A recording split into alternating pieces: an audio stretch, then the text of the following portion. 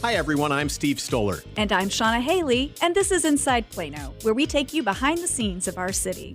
We'll introduce you to the faces and places who help make this a great place to live. And give us lots of reasons to love Plano. Well, welcome to the June podcast for Inside Plano. Hey, Steve, how's it going? It's going well. If you go outside your office and you go down the hall about 50 feet and walk into my office, you'll find out that the climate is nice in here and everything's wonderful. That's right. But to do that, I would need to put on my mask. Where's mine? I got mine too. How about that? Get the Plano logo on it. That's right. That's right. And it's interesting how these masks are becoming a fashion statement. They really are. I actually have 4 different ones. 4. Really? Yeah. I have some that are ear loop because of when I go get my hair cut or go for my eye doctor appointment, I had to have over the ear loops. And then I have some that I actually like better that tie behind your head, kind of like a medical surgical mask. And those are terribly comfortable. And they also don't cause my glasses to fog up, which is my big pet peeve with masks right now. Yeah, that happens a lot. Well, you know what? I just want to say we're recording this in the middle of June. And at some point, I feel like it was a few weeks ago, I saw a tweet from the Farmer's Almanac that said this summer would be a mild summer. And I would just like to call out that as a falsehood because it does not feel very mild to me. It feels like we're having a very steamy, roasty summer and it's only the middle of June. Would you agree with me on that? Well, based on recent temperatures, it surely doesn't look that way. Yeah.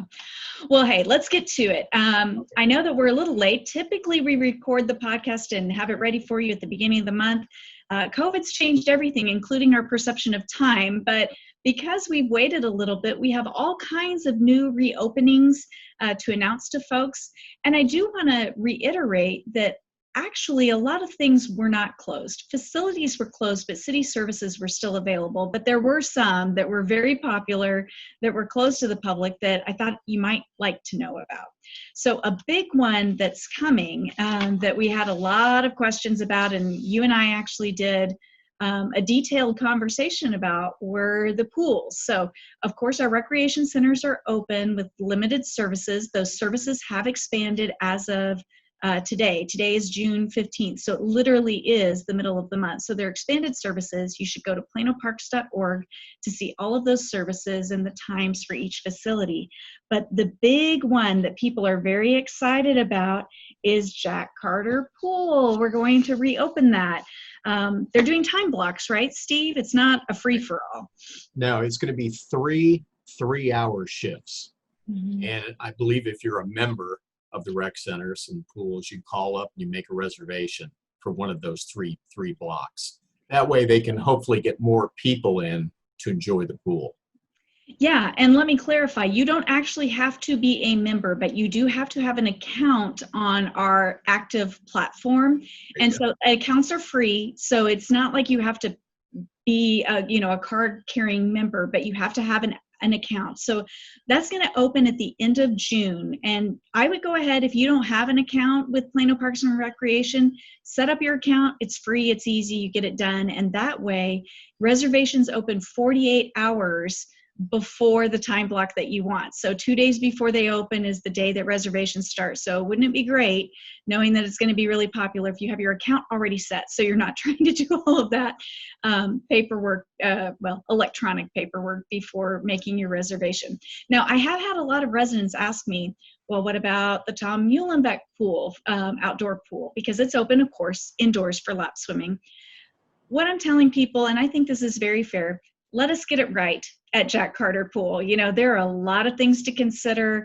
A lot of people want to go to the pool. We have cleaning procedures that we have to follow. We want to make sure we do it right. So we're going to reopen Jack Carter Pool, make sure things are going well, and then evaluate the opportunity to open additional pools. So stay tuned, I guess I would say.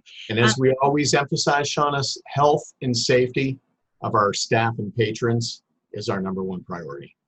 That's correct. And, part of maintaining health and safety is having appropriate cleaning supplies and particularly for our staff, PPE, personal protection equipment. So making sure staff have masks and gloves and things like that.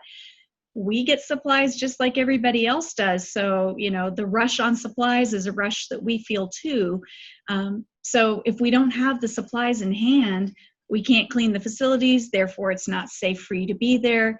So we want to make sure we have adequate supplies. So those are some of the things that are factors, as well as, Ron and Susie told us, of course, there are financial considerations too. So they just have to make sure that they do this right. Other things that are opening, the libraries, the buildings are not open, but literally you can access all of the services of the library. You can check out books, again, not just ebooks, but books, other materials, the STEAM kits, all of that kind of stuff. You check it out just like you always did, and they will bring it out to you. So it's called porchside pickup. And you can come into the building by making a reservation to use the computers. And those are in 2-hour slots. So you have to have a library card. Library cards are free for Plano residents. So get your library card. You'll want that anyway, and make a reservation. So you can use the library. Programming is available online. So we've really opened up the city quite a bit. Municipal Center is open. We do ask that you call if you need to make an appointment for somebody, but you can walk into the building and make that call and make arrangements. There are drop boxes if you're just leaving things. And council is actually meeting in the council chambers again. Now, the council chamber is not open for the public as of today's recording day. By the time you listen to this, if you listen to this delayed, that may be different. But if you're a member of the public, you'll want to watch the broadcast. If you want to participate in the meeting, there are instructions available. You do that through Zoom. So public comment, all of that still works as it always has, but council members are actually in the chamber, and we've installed these nifty plexiglass dividers between each seat. So they are completely separated from one another in a safe way, but they actually can meet and talk. And for as great as Zoom is, and you and I are using Zoom right now, it's not the same as being in person and being able to talk. So I think that's a huge improvement. Well, let's talk about case reporting, COVID-19 case reporting. We got a lot of compliments that we were doing some of the most comprehensive reporting around not only Texas, but the country. We made a commitment at the very beginning that we wanted to give information to our residents and to our staff, all the information that was available, and we just believed that by keeping people informed, they can make better decisions. So unfortunately, we were getting all of our case information from Collin County. As of June 1st, the county made a decision to turn over not only their investigations and their contact tracing, but also their case reporting to the Texas Department of State Health Services, the state agency. So we got a lot of feedback from our viewers, our listeners, our residents. They got used to getting that good information, and all of a sudden it stopped completely. Well, then because of the feedback that we were getting, the county decided to see if there was some way we could get the same information from the state, not only specific to Collin County, but all the cities in the county, including Plano. So after about a week, they found a way to do it. They made it happen. Things were a little confusing in the beginning because we were getting a lot of cases reported, not only for one particular day, but other cases that may have been reported on previous days that only became public information on the day of the report. Mm-hmm. So the numbers were very jumbled, and now we have a system in place where it seems like the information is coming in a lot more smoothly, and the numbers are matching up a lot more. So I think we're getting there. We're getting good, accurate information now. And actually, didn't you tell me this morning, Steve, that you're able to, because of the way we're pulling data now from the state and the county, you're actually just going to our own dashboard that's on our website to get all of those numbers. Is that correct? Right. In the past, I've been going over case by case, every report that involved Plano and making notes of the genders and the ages and the zip codes. Well, now all that information, like you said, Shannah, is uploaded directly into the City of Plano dashboard. So I want to keep everything consistent. We go directly to the dashboard and we put those numbers out. to the media every day, to our staff, and then you use those same numbers to get it out to the community via social media and our website. Yeah, you mentioned that we got a lot of feedback, and usually when we talk about getting a lot of feedback, that might be, 5 to 25, comments, questions, concerns. I stopped counting when we exceeded 300, from the call center, emails. I would be fielding 15, 20 emails on a Saturday and on a Sunday asking where those reports are. So kudos to Collin County and really to the Texas State Department of Health Services for working collaboratively to figure out how to get that data accessible again and to do it in an automated way. We know it was frustrating, but gosh, what a benefit to have those reports. And I want to say thank you, Steve Stoller, because you took the thankless task of going through the reports every day, and you've been doing it for months, going through those reports. When they stopped reporting Collin County, I think we were at like 78 consecutive days of putting out press releases with the numbers on it. I don't know how I went from not being a numbers guy at all to being a numbers cruncher. Doesn't make any sense. I don't know how, but I am so thankful that I held to my guns on I'm not a good person to deal with numbers, because you really had to sort through some just conflicting information. I think I would have given up. Honestly, though, Shannah, I enjoy doing it because I know how important it is to get that information out there. I mean, from day one, it was a commitment we made that we really supported 110%. And I felt bad when we stopped reporting. I took it personally. It's like, gosh, this is so frustrating not to be able to provide the information that people so crave. And it's funny, one of our colleagues that works in the police department called me up and said, he said, I used to read the New York Times every morning. Then it changed. Now I read Steve's press release every morning. And when it wasn't there, he said it was like not having your morning coffee. That's right. That's right. And I know that would that's almost copy paste, the emails that I would get. It was like, Shannah, we look for your update in Nextdoor. It helps us make decisions about where we're going shopping, or is it okay to start meeting with friends in a socially distanced way? And by the way, I don't think any of us think that it's sustainable to have everything closed down, forever. But we do think that it is sustainable to say, be smart. You should be smart all the time. You should wash your hands thoroughly with soap and water. Absolutely. All the time. And that's been our consistent message since day one. That's right. Yeah, if you're sick, stay home, or if somebody is sick, don't go visit them unless you have to for some reason. So just be cautious and be aware and make responsible choices for you and your family. And that's what we want you to do. And by the way, speaking of things reopening and feeling like something normal is coming, Steve, you put out a press release at the beginning of this month about a big event that is going to happen, and we're thrilled. You want to tell people? So many traditions have been canceled or postponed, and we have a big one, and it's the All-American Fourth. And it's going to be a little bit different this year. But the good news is that we are going to have our traditional July 4th fireworks display, and it's going to be great. What we're going to do is normally we explode the fireworks from Oak Point Park and Nature Preserve. Well, we're going to do it through the cooperation of one of our community partners, Levon Farms, and they're going to allow us to explode the fireworks from their property. It'll be just south of the Plano Event Center. But this year, they're going to actually explode the fireworks about 100 feet higher than they usually do. And the idea behind that is more people can see it from their homes without even having to go anywhere. And of course, people from other parts of Plano will drive. And we're going to have information as the date gets closer about some places where they can park and go. But we're just really excited because we know how much people love this popular event every year. We're not going to have any vendors. We're not going to have any bands or anything like that this year. It's only going to be the fireworks because of the situation. But we're just very pleased that we can still bring this to you. And just like all years, it's going to be simulcast on KLAK. It'll be synced to music. And it's a tradition that we feel is very important to continue here in the city of Plano.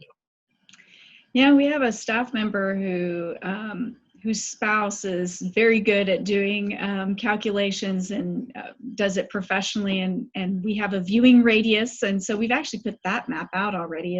I believe it's up to a mile away from the launch site that you'll be able to see it. There are tons and tons of parking lots, lots of neighborhoods in the area. So please do not feel like you have to drive and park at Plano Event Center or at Oak Point Park or at the Plano, I said the Plano Event Center, or Collin College. Lots and lots of choices. Even on the other side of 75, you will be able to see these fireworks. So we hope you all enjoy it. Speaking of enjoyable things, another exciting thing, July 1st, shows will be back on at some of our Plano stages. Cox Playhouse, Courtyard Theater, and the Amphitheater at Oak Point Park. Now, there were a lot of shows that were scheduled. Unfortunately, even my TEDx Plano ended up getting canceled. We are not rescheduling that event, but there are a lot of shows that are rescheduling. So while those venues are going to be open and available, they're not necessarily open and available for anybody to rent right away, because we want to make sure that the shows that should have gone on are going to go on again. So lots and lots of exciting things to come soon. Before we transition to our interview, maybe we should talk a little bit about why, all of our plans all year have changed because of COVID and other things going on. So we have a very special guest with us today for our Inside Plano podcast. And Steve knows him far better than I do because, his history as a reporter. And then, of course, he joined the city before I did. But we're pleased that Chief Ed Drain is going to be on the podcast today. And Steve, do you want to just kind of set up what we're talking about, and then we'll go into the interview? Well, there's been so much focus on law enforcement here, and just in the past few weeks, really, that we want to talk a lot about what is the philosophy of the Plano Police Department. We've built this reputation through the years as being such a safe community. If you look at the uniform crime statistics, we're always up top at being one of the safest communities for a city of our size, which is now about 286,000 people. So we delve into that with the chief, and this is a guy who just loves Plano, spent so much time here. He left to be the police chief of Amarillo and then came back, and he's known very well in the community. He's a really beloved guy, and he's a super great guy, and we're so happy that he's back. So in the interview, Shannah, I think you'll see a little bit about him as a person and some of his philosophy of law enforcement. Yeah, and I think just before we transition, I'll say, right person, right time, right position, and Plano is blessed indeed to have Ed Drain serving as our police chief. Our special guest is our old friend and our new police chief, Ed Drain. Ed, thank you very much for joining us today. Thank you, Steve. It's been a few years since you were here. Why don't you give our listeners a little bit of an overview of your background? Well, I grew up in East Texas, Longview. I went to school at UTA, University of Texas at Arlington. I was in ROTC on a scholarship, so I had to go into the military. I was on active duty for a little over 10 years. I returned to Texas while on active duty. That was in San Antonio. And I decided that I like being back in Texas. If I find a job, then I'm go ahead and get out of the military. I did. I got on with the Plano Police Department. The military did require me to stay in the reserves for 4 more years. I ended up staying about another 14 years in the reserves. But so I was doing that while I was a police officer. But after I joined the police department in 1994, I slowly went up the ranks and did a variety of different jobs in patrol and supervision and investigations and various things. And I was appointed assistant chief in 2006. And I was an assistant chief for 10 years here in Plano. And in July of 2016, I went to Amarillo to be the interim police chief. And my plan was to come back here as an assistant chief because I did not apply for that position. But some things changed up there. They offered me the job, and I took it, and I was appointed chief in October of 2016. And then I returned back here to Plano in February of 2020 when the police chief's position here opened up. with Chief Russian moving up to become Deputy City Manager. Sean, I'm going to go off script for a second, and you probably don't know this, but back in my reporter days, I actually did a story with Chief Drain and his wife. And if I remember correctly, Chief, you had just gotten married when you were shipped overseas for active duty, right? No, actually, Steve, I shipped over in March or April of 2004, and I was due to get married in June, and so we had and I had to when I received my notification, I only had 2 or 3 weeks to leave, so my wife and I and my wife was she was actually a defense attorney at the time, not even a prosecutor, but she knew a lot of the judges, and so the judge and a lot of the people at the courthouse had a ceremony for us in one of the district courts, so we had our wedding then. But I tell you though, my wife was really eager to have a wedding, but us guys, man, we'd rather go to war than go to a wedding than have a wedding. So. And how many years ago was that, Chief? That was in 2004. Yeah, so it would have been 16 years ago. Wow.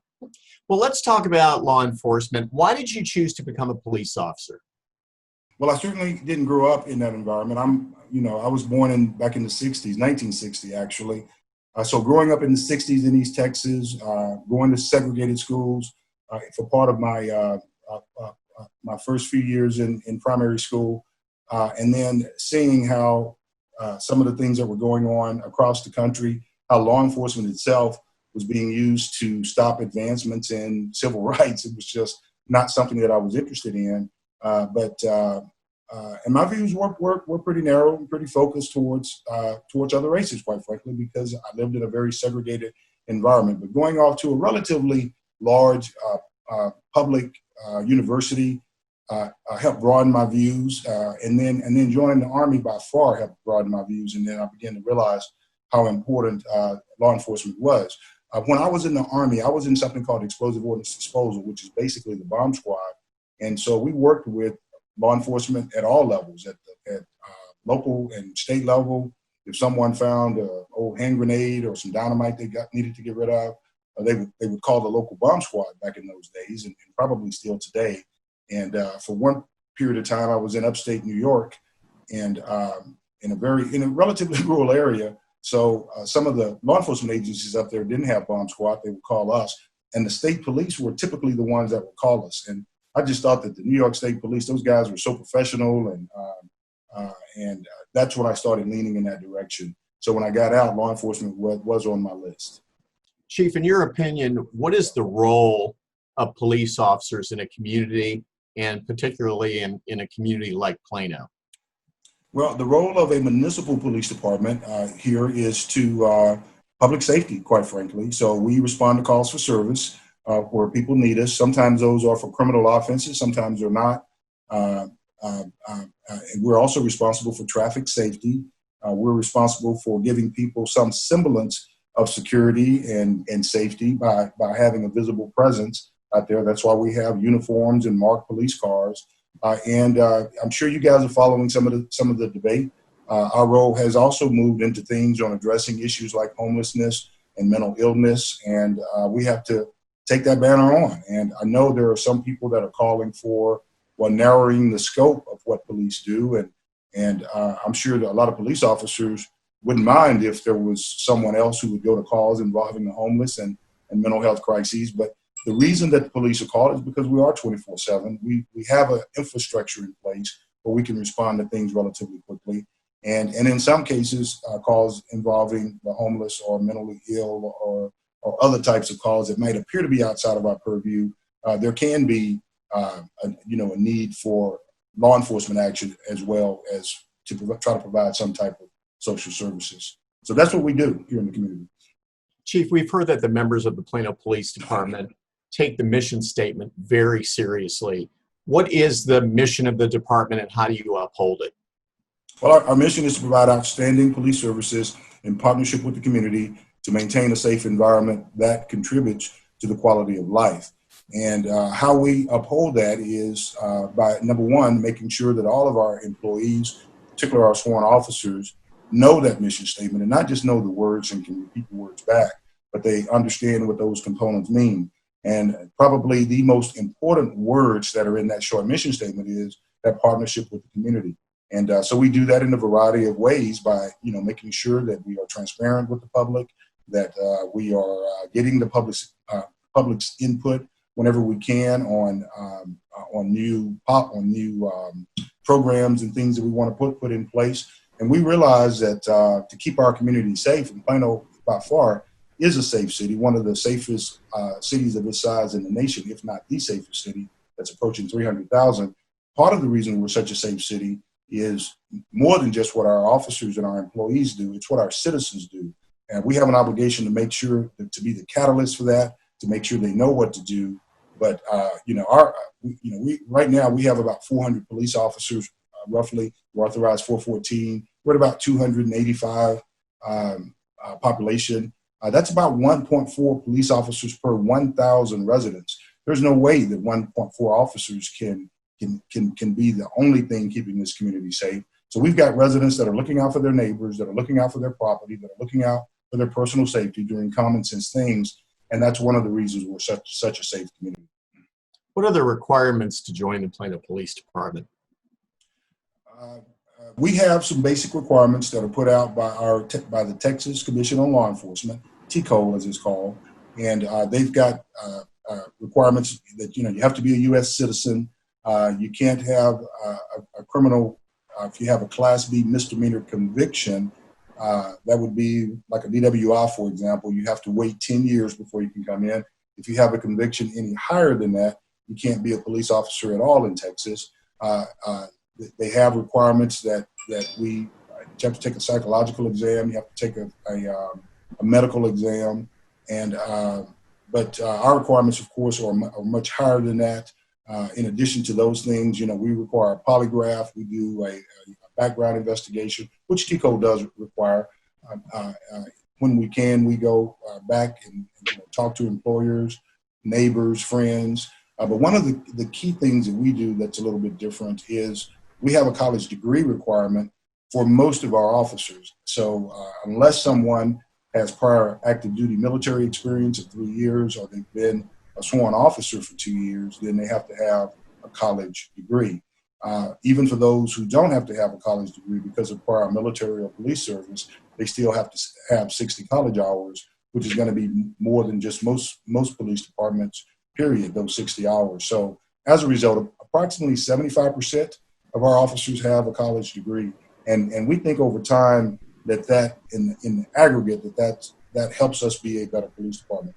There are some terrific police officers who do not have college degrees right here in Plano and, in the other department that I just left because they didn't have that requirement. So most guys don't, and they're good police officers. But again, I think in the aggregate, when it comes to some of the soft skill things like communications, dealing with some of these outlier problems that we talked about, like homelessness and mental health issues, I think having that college degree is going to help us out. And also, too, there is data to show that officers, the more educated officers are, the less likely they are to use force in situations where other means, they could have brought that situation under control by other means. So we like having the college degree requirement. We are as competitive as anybody else when it comes to recruiting, even though we have these higher standards. How do you make sure our officers reflect and relate to the diversity in our community? Well, part that starts out with our recruiting, and so we have to throw out a very, very broad net. We are fortunate here in Plano. Our city provides good pay and benefits for all of the city employees, including the police officers, and so that allows us to be competitive when it comes to recruiting. But we do make special efforts, to try to go in and recruit in our minority community. We go to historically Black universities. We go to cities that have a high number of Hispanics, and such as El Paso and San Antonio and some of those places to try to recruit. And so we just try to throw that net out as broadly as we can. One area where we would like to see more diversity is in with our Asian community. That's about 18 to 20% of our population. And Asians make up only about 2 to maybe 3% of our police department. and in our Muslim community. Right now, we only have one Muslim officer on the department. And but every time we speak to one of the mosques, I bring that up, or anytime we have an opportunity to speak to our Chinese or our Indian, Asian communities, we are also encouraging young folks to come join our police department. What are some ways you work in partnership with the community, Chief? We work in partnership with the community with in just a very broad way. We, on the minority community, we partner with groups like the NAACP, the Plano Community Forum, LULAC. We partner with our veterans groups when it comes to having various ceremonies and Memorial Day, Veterans Day. We're out supporting those events. Just across the board, we try to partner with our neighborhood groups by having National Night Out. So we encourage them to have get-togethers, and we show up and speak to groups in that way. So if it's anybody that's doing something positive in this community, that's helped bringing this community together, and if we have the resources to do so, we want to join and we want to partner with them. Shannah and I often do crisis management for the city. And one thing that Shannah always brings up is that relationship building in advance is key for crisis management, because you rely heavily on those relationships during a crisis. How have you seen that play out for Plano's Police Department over the last 3 months, and particularly in the last couple of weeks? Well, there is no question with the killing of George Floyd in Minneapolis, that has created a lot of angst, not just even nationally this time. These protests have gone international. I think some of the bigger ones I've seen were over in Europe. And so there are many in our minority community, and not just our African-American community, in our Hispanic community and in our Muslim community, that have wanted to know, what are we doing here in Plano to prevent something like that from happening? And so we've already met with those groups. I've been on meetings with the NAACP, meetings with representatives from the Douglas community. I've met with representatives from our two largest mosques in our city. So we're definitely reaching out, and all of those people that I've talked to from those various groups, I knew all of them from before I was here before, except for one of the imams from one of the mosques, because he came on board after I left to go to Amarillo. But all those other folks in the community, those were relationships that we had already had built. So we didn't have to spend any time getting to know each other. We knew each other already. We trust each other already. And then so we could just get down to the business at hand of talking about specifics of what we're doing in our community, so that they can go back and educate others that they represent. The city has been investing in technology over the past few years. What role does technology play today in modern law enforcement? Technology is just a huge game changer when it comes to law enforcement. I mean, things like the officers having the computers in the car so they can do the report from the cars, all of the data that they have access to when they're mobile, when they're in their cars. So from an efficiency standpoint, it has paid big benefits. Having a device where you can give a citizen, whether it's a citation or a warning, or they can take photos, they can do various things from a handheld device versus having to do it on paper.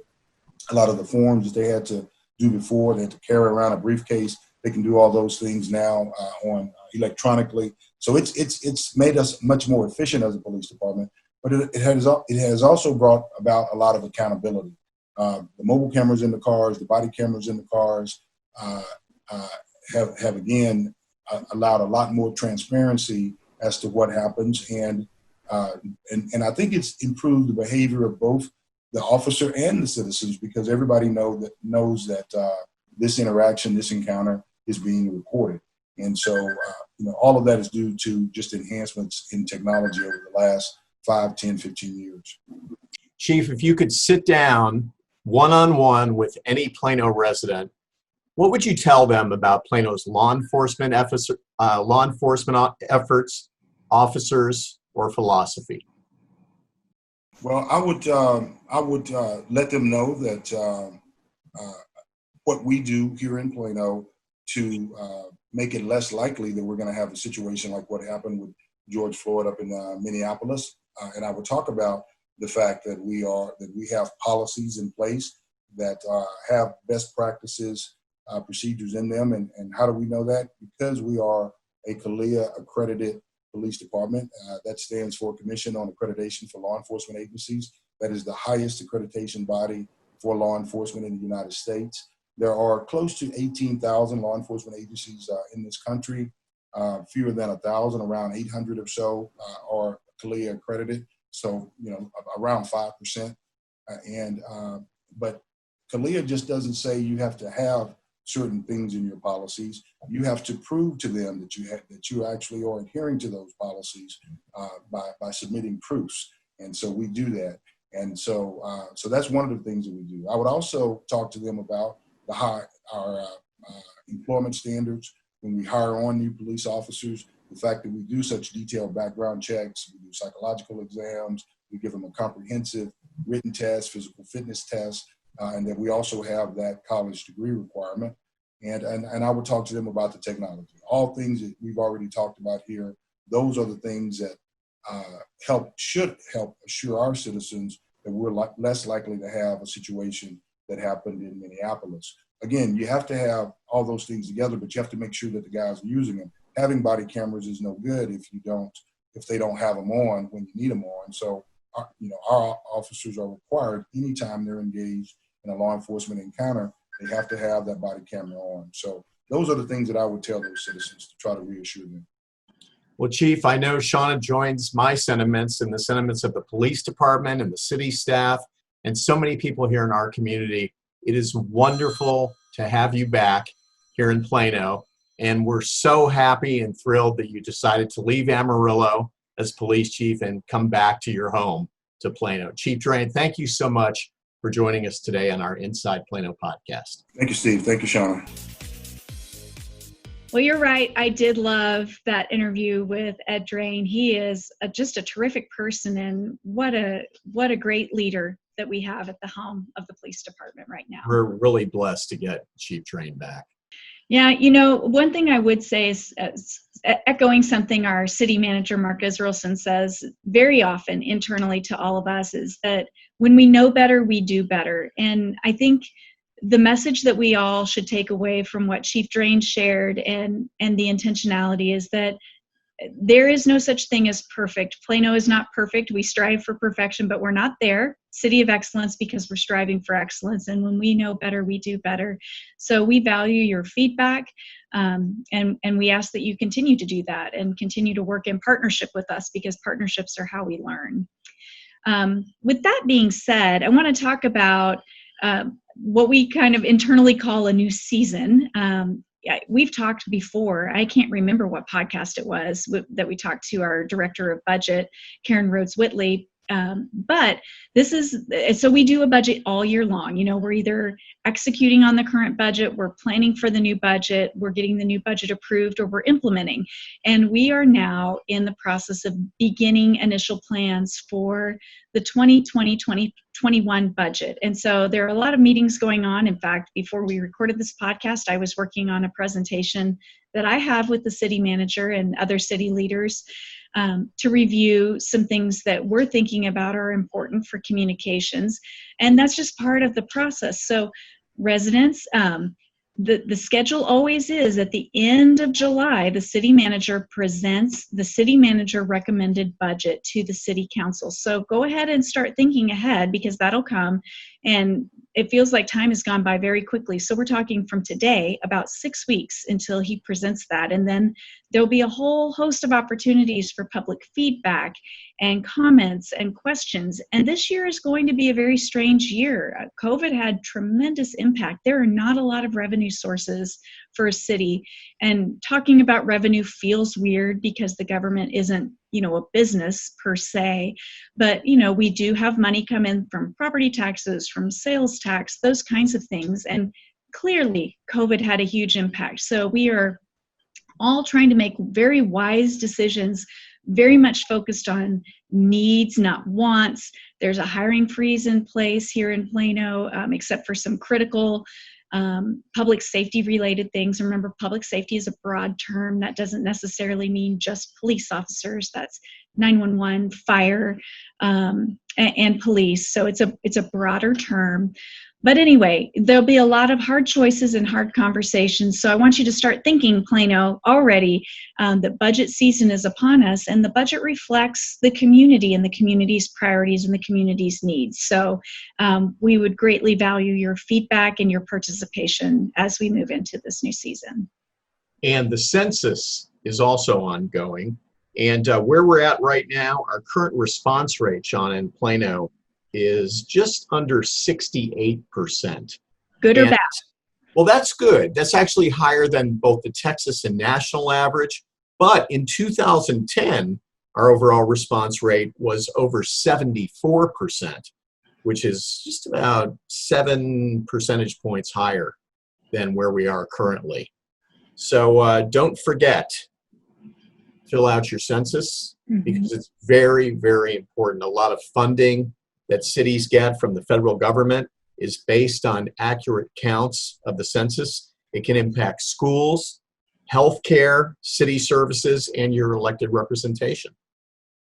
Yeah, a lot of the things that we've been rolling out as relief efforts for COVID, so like the small business grants, things like that, and those were funded through different things. There was the CARES grant funding, and there was some money moved over from the CDBGs, the Community Block, I think I said it wrong, CBDG, Community Block Development Grant. CDBG. I just reversed a couple of letters there. But all of those things are tied to our population count. You know, that's not an arbitrary number pulled out of the air. It's tied to a population count. So you can see that it's really important that we have an accurate population count. And every year when you hear our population, that's not, an annual year, it's like 2010, 2020, those are estimates. Those are not official.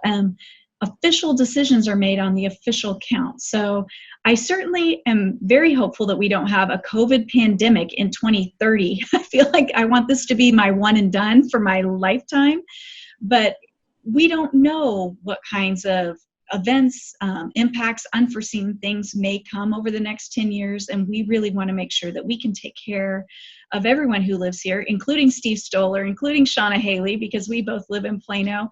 We want to know that our region is protected. So participating is quick, it's easy.